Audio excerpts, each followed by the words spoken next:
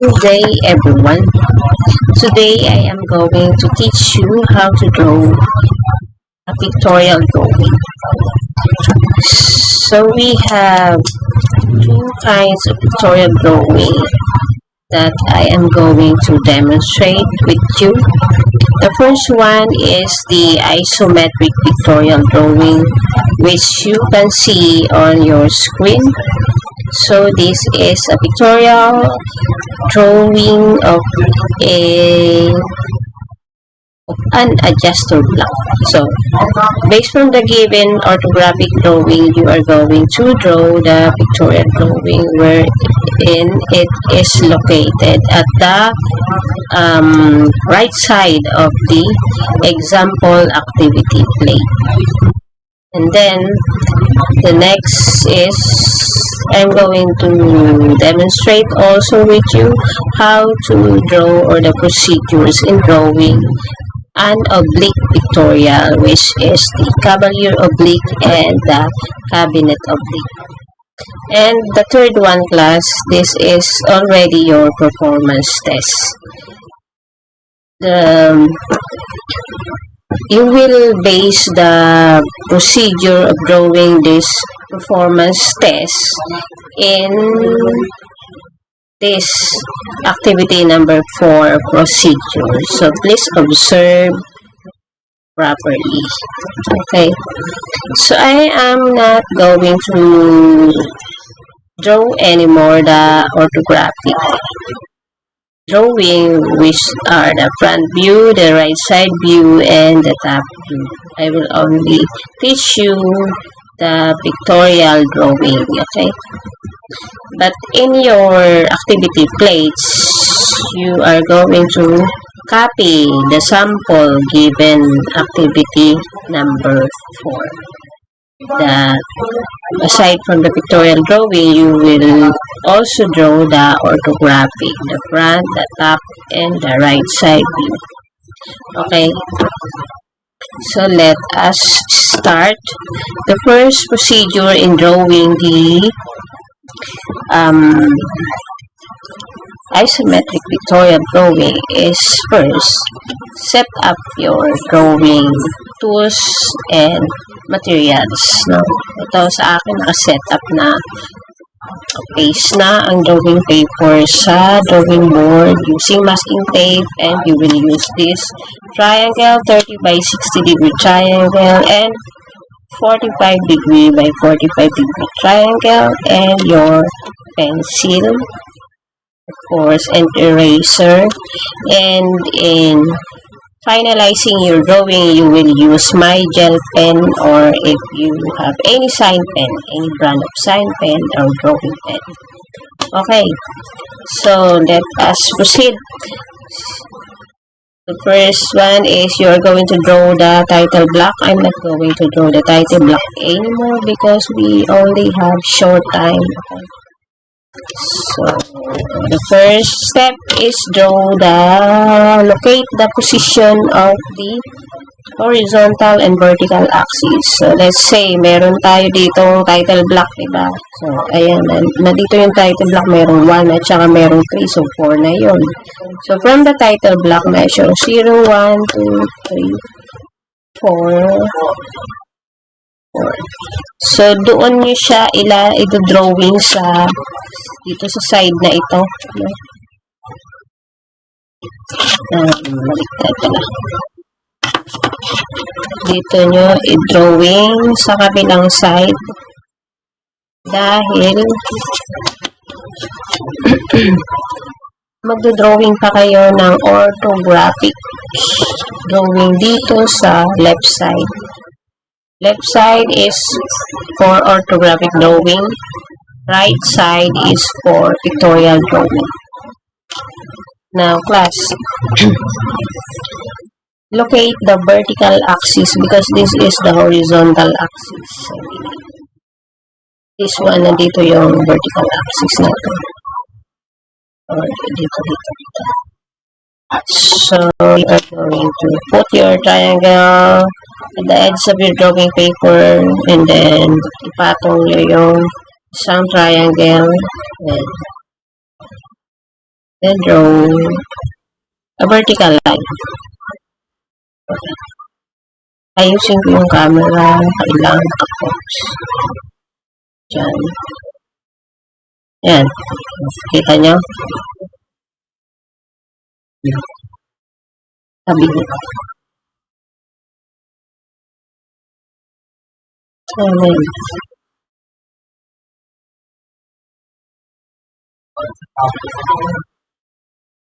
Okay.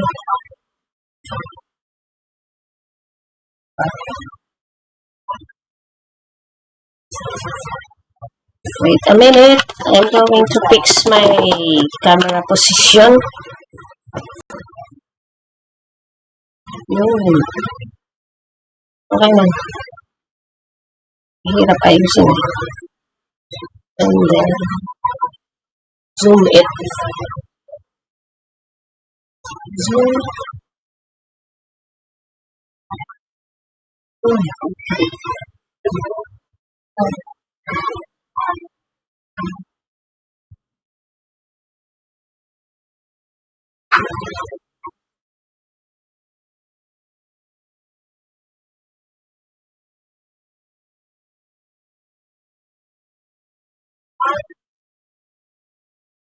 Ayan. Ayan, class.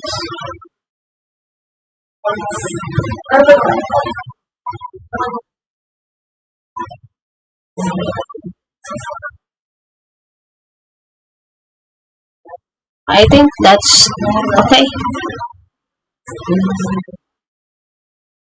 Yeah. So let's continue. So this is the horizontal and vertical axis. Second procedure is draw or look, position your 45 degree at the horizontal axis. Then place on the top of the 45 degree your 30 by 60 degree triangle. Then from the point of intersection, draw a 30 degree inclined line. And then on the other side also another 30 degree inclined line. This is 30 degree side of the triangle. Okay. And then transfer the measurement. So from the given measurement on your orthographic drawing, on the front view we have a detailed measurement of 2 centimeter. So how many 2 centimeter are there? There are 1, 2, 3, 4, 5, 2 centimeter. So ita-transfer niyo po yan dito sa front side. So 0, 1, 2, 0, 1, 2, 0, 1, 2, 0, 1, 2, 0, 1, 2. How many? 1, 2, 3, 4 pala. 0, 1, 2. So that is a total of 10 centimeter. And then on the left side, that is 3 centimeter ang total width. So 0, 1, 2, 3. And then on the vertical axis, the total height is 4 centimeters. 0, 1, 2, 3, 4. Height, saan naman pwede kayo magsukat? Basta always start at 0. Say for an instant, itong 8, ginawa ko ng 0. 1, 2, 3, 4. 4 centimeter pa rin yun. And then, I will form the rectangular box first. Rectangular box. Tatabunan ko ang camera. Baka matabunan ko yung camera. And then, ayan. So, kung mapapansin nyo, lagi akong nakahawak sa 45 by 45 degree triangle. I make sure na hindi yan magagalaw. Kasi once na magalaw yan, hindi na magiging parallel ang ginagawa kong drawing. So, dapat nakapix yan doon sa horizontal line, nakapantay ang edge ng triangle sa horizontal. So, ayan, nalagay ko na yan, na drawing ko na ang rectangular box Yung detail naman ng height, meron ditong 2 cm. And then sa orthographic drawing, sa front view, 1 yon na nasa gitna. So, meron siyang 1 dito. So, ipo-project natin yon. Project natin. Punta doon, light only. When we say light, manipis lang muna. And then, this one. So, kung makikita kayong tumabingi, ayusin nyo. Tsaka, ilalagay nyo ulit yung 30 by 60 degree triangle. At kung may nakita kayong point of intersection, ipo-project nyo yan. Siyempre, papunta siya doon. Hindi naman pwedeng papunta sa labas. Hindi pwedeng papunta doon. Nandito yung edge ng triangle. So, ito pa. Ito pa. Ayan. So, ngayon, ito, 2 cm ipo-project nyo lang para magkaroon siya doon ng intersection line or point, I mean. Ito kailangan niyang ma-extend papunta doon. Kasi yung isa, ganun din. Kailangan naka-project yung papunta doon para magkaroon ng point of intersection. And then, meron naman sa kabilang point of intersection, ayan, papunta naman siya dito sa side view. And then, yun na, dito, idiretso nyo yan doon sa dulo. Papunta doon. And then, this one, itong dalawa, padiretso nyo papunta sa taas, vertically. Project vertically. So, itong nasa gitna, magmula lang siya sa 1, papunta doon, sa top. Diba, ito ay 1 cm. 1 cm. Itong 1, pinroject ko papunta doon. So, itong 2, pinroject ko papunta doon. Meron din to, papunta doon. Tapos, mag-measure kayo dito ng 1 cm and another 1 cm. Mula doon, 1 cm. And then, meron kayong isometric point of intersection, I mean. Then, you are going to project that papunta dun sa side view. Okay? And then, ito ay non-isometric line. Ibig sabihin ng non-isometric, hindi siya 30 degrees. Hindi ko makita. Hindi siya 30 degrees. So, i-connect mo lang siya. Then, iurong mo papunta dun kasi parallel yung dalawang yan. And then, yung isa pa, i-connect mo lang then ganyan. And then, excuse me. Ito ay isometric lines na already. This one, kasi parallel siya dito sa baba. Parallel. Ito. Ay, nasagad ko. Ano? Dapat hindi yun nasagad. Yan.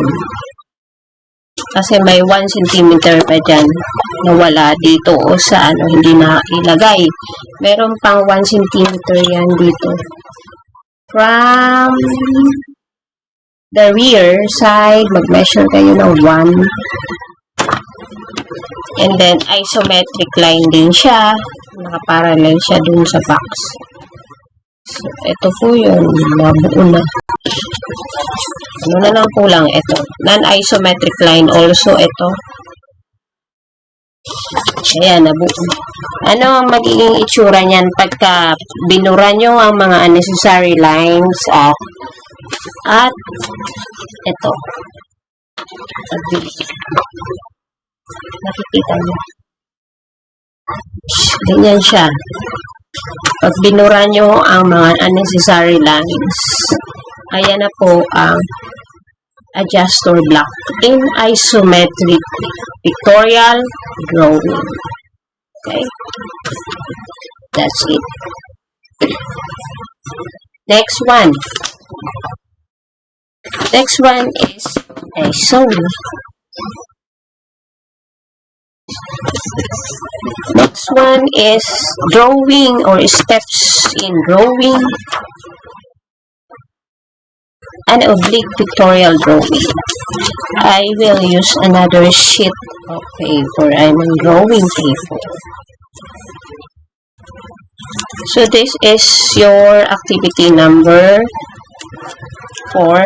Then the next one is for your activity number 5. I will use another drawing paper for activity number 5. Okay. Excuse me. Nawala na naman si Cam. Ayan. Ano ka naman yung camera? Ayusin mo muna.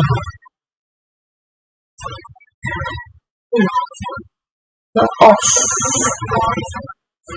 Excuse me for a minute. I'm going to fix this one.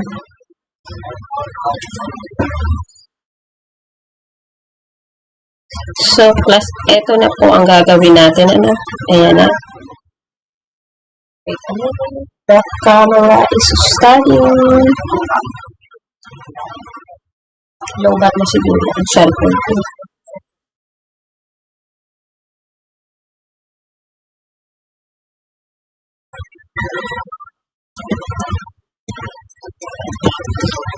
Okay, I will stop this recording and then I will record another for oblique pictorial drawing class. Stop recording.